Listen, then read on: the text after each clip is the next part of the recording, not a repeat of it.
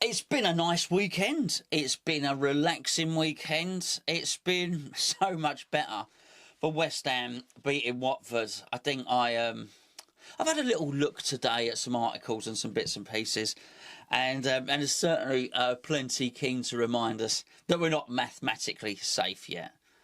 I guess so. Yeah, right. We're safe. It's as simple as that. What I find it's done is the Watford thing it was almost a gift of your weekend. It's been a gift of my weekend. I've actually been able not to think about West Ham. I had a lovely day yesterday. I didn't think about West Ham at all, really. So I think had we have still been in a relegation scrap, it would have sort of been like a black cloud over the whole weekend. Well, I guess not just the weekend until Wednesday. It would have sort of it would have entered your every thought. You would have just been thinking constantly, oh my goodness, what are we going to do? It's tough. We've been dragged back into it. And all of those things which are clearly going to be dominating Watford's heads at the moment because they were on the wrong end of the result. I just found it actually, thank you very much. It's given me my weekend. I've not had to worry about it at all. It was a time to put your feet up, do something else, have something to eat, watch a film, do whatever else it is. We can now look forward to next season. When I say look forward, I do mean look forward to it. Tactics, players, what's going to happen. I think that's quite exciting, all that stuff, who's going to come in. I really enjoy all of that. But there were a couple of people who probably didn't put their feet up yesterday. In fact, one of them I know didn't put their feet up. And that was David Moyes. David Moyes was at the Charlton and Wigan game, don't know if you saw that. And I just found it really funny. I mean, I'm pleased for him. I'm pleased for David Moyes. I think David Moyes, over 2 spells, has conducted himself really, really well at West Ham. And if that's what he chose to do, as I say, I probably would have put my feet up a little bit if I was him. Had a little celebration with a wife or whatever the case may be. But he didn't do. That guy's a workaholic, clearly. He was straight away thinking about next season. The suggestion is clearly because he has an interest in Antoine Robinson at Wigan, the left back. He was there checking him out, but Cullen was playing in the game as well, apparently. But whatever he was doing, he was clearly there on West Ham business. That is not resting on your laurels. So I thought, do you know what? Fair play. And I think what's really nice for Moyes is and we'll get on to Sullivan in a minute, because what Moyes and Sullivan had in common would be it was the last chance saloon for them. Obviously, they're happy to stay up, but it was a massive relief. David Moyes' stock, managerial stock, was very, very low. Really low. It was... He really was. He said in his press conference when he came back for his second stint, he was in the top few managers or whatever.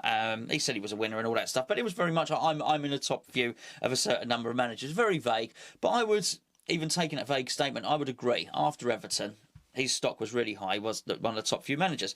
I think it dipped a little bit after he got the Man United job. It then... funny enough, his job didn't look quite so bad after you'd seen what Mourinho and Van Gaal came in. You thought, actually, Moyes...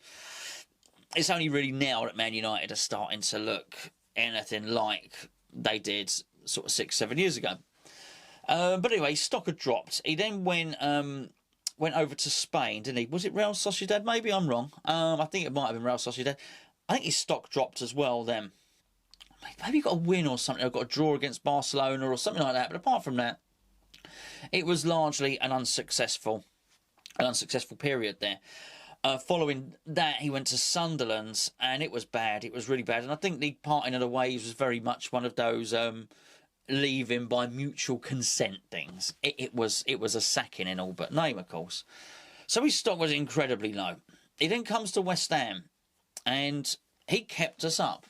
He did keep us up, but I think the feeling very much was, at the time, so you should, because obviously we've been a very, very good team under Bilic, and I think a lot of us felt there was enough in that team that we shouldn't be near the relegation. I think when you look at how we performed with Arnautovic and Lanzini as a sort of operating as a front two, and all the other good players in the team, we certainly were a bit too good for relegation. Not that that's helped us in the past, of course.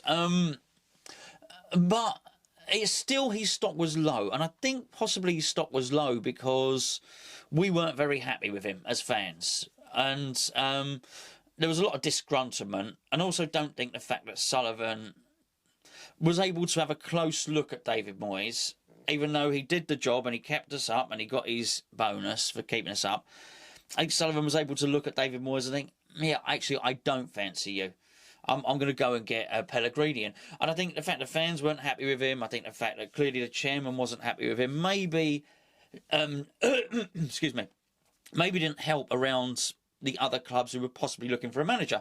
So I very much thought that this was David Moyes' last chance saloon. This was David Moyes' last chance to do anything in football. I even said in a couple of videos, this is probably his last job. You fast forward to now, and David Moyes has really taken himself from that to almost a go-to guy to fight off relegation. The rumour is that that Sullivan might be interested in Sean Dyche. Now, I don't think that's going to happen. I think we retain Moyes, and Moyes certainly deserves to be retained. He saved us twice. Crikey, give the guy a chance, you know. But even if he did get rid of Moyes and he brought Sean Dyche in, David Moyes has now changed his view. David Moyes will now get another job. So it's been a massive success for him. And, I mean, and don't rule out the importance of it being recent saves from relegation, because the Premier League seems to move fast. You can see managers who sometimes are cutting edge become old quite quickly. Tactics change, things move on.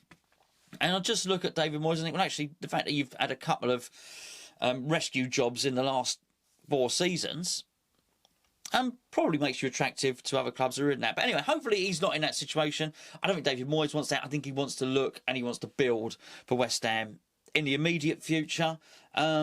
And I think he's hopefully looking at long term. I think he's probably had his nomadic spell. He's been around the block a few times. He's been to the places that I just mentioned. He probably does just want to settle down a little bit now and build his reputation back up. Clearly, he is a football man. You can see that by the fact that he was straight out the day after. No celebrating. It is crazy, actually, because I wouldn't be surprised if he got home and he... you know, well, whatever. He did his roundup, he did his press, he then went home, saw his wife, had a bite to eat, whatever. Actually, probably didn't have a bite to eat, probably got home about midnight. Probably best not to eat at midnight, but whatever. He probably got home, his wife probably congratulated him, he probably had a few words, he probably made a few phone calls. And then that guy, I think, set his alarm for 6:30 in the morning.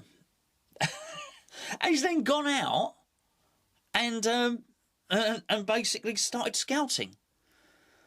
And that is a guy that's in love with football. That is a football man. There is absolutely no doubt about that whatsoever. His missus probably knows exactly what he's like, but you can imagine the conversation. Oh, brilliant, celebration. What are we doing tomorrow? We're going out for a bite to eat? Oh, no, love. No. No, I'm going to go and watch a left-back play for Wigan. Got to get ready for next season. It's going to be upon us before we know it.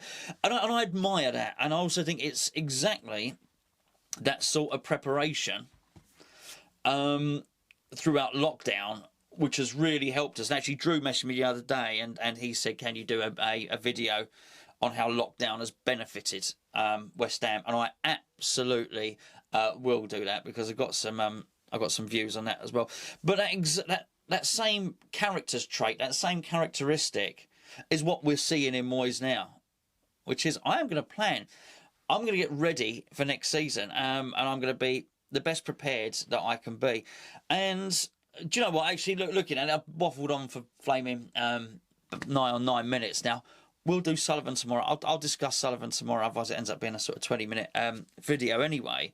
But just on Moyes, I think what has been impressive about him is, and I think there's a lot more to say about this, but just in the immediacy of the salvation from relegation, let's say, I like the fact he's got a separate backroom team. Alan Irvine is obviously the consistent between the two, but whereas before and he had Stuart Pearson, he had that whole other team in there. He's now brought in Kevin Nolan, and he's now brought in Paul Nevin, and they both look to be heavily involved as well. He's clearly able to build a team around him, and it doesn't. And he's obviously got good judgment. I think he's really got good judgment for the team, the coaching staff around him, and he's able to replicate that even with different people. So I'm actually really looking forward to what the future lies in store, and we're going to spend a lot of time discussing it, by the way, what players are coming in, and the month, the break between the seasons, which will only be a month, is going to pass very, very quickly. The transfer window will open before you know it, and I'm excited for it. And yeah, I think that's it. I'm just, a day after we did our review, and I've had a day to think about it. A day after, I find myself a really happy bunny. Do I think we're going to challenge for the Champions League? No, I don't. But I am looking forward to it. I don't mind. I think I spent long enough without football. I don't mind if we're going to buy some other players that maybe we haven't heard of, that maybe this season there'd be no £45 million purchases, or like the season before, 35, £40 million purchases like we saw with Felipe Anderson. It might not be that. It might be a £7 million purchase for the Championship. And do you know what? I think because of Moyes, because of everything that's happened, I don't mind. Yeah, yo, front doors, motherfucker, open it wide up. How you mean? Yeah, MC step up, what? Apocalypse alert. Yo, eyes open, closed, windows to us all day. No cars to feel like road tolls, call the freeway. Front doors, so some back doors shut like the front gate. I'm the pool boy, rude boy, bitch, make a mistake.